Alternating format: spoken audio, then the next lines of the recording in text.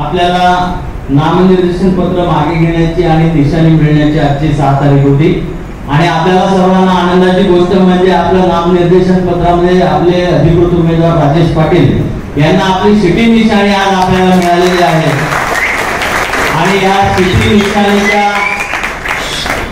आवाजाने प्रचाराने आपण कार्यक्रमाला आणि आपल्या या प्रचार यंत्रणेला सुरुवात करत आहोत।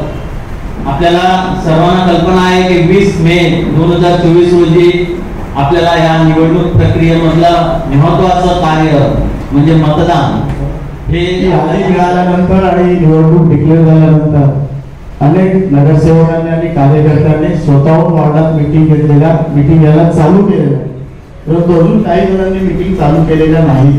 त्यामुळे कोणाच्या परवानगीची वाट बघू नका, आपण आपल्या लेवलला मीटिंग चालू करा।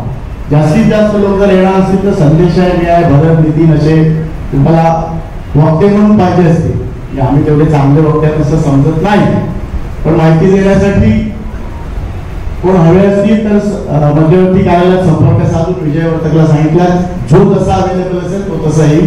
परंतु आजची मीटिंग संपल्यानंतर उद्यापासूनच चौकसभा किंवा तुमच्या टेरेसवर परवानगी घ्यायची गरज असेल तर टेरेसवर असेल, कुठे कोपऱ्यात असेल, कुठे हॉलमध्ये असेल एखाद्या, तर त्या वॉर्डवाईज चालू करायला पाहिजे। तर त्या दृष्टीने आपण सगळ्यांनी प्रयत्न करा आणि त्या मीटिंग चालू करा।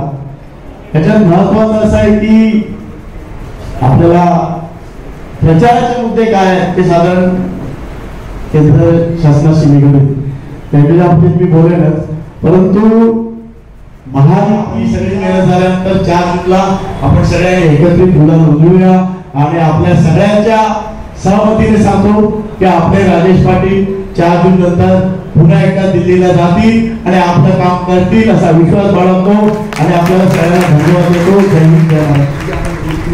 त्याची यादी आपण मध्यवर्ती कार्यालयात देणे आणि आपल्याला या निवडणूक प्रक्रियेमध्ये ज्या परवानग्या वगैरे ज्या काय लागतील त्या बाबतीमध्ये आपल्याला काही माहिती हवी असेल आपण मध्यवर्ती कार्यालयामध्ये आपण संपर्क साधावा।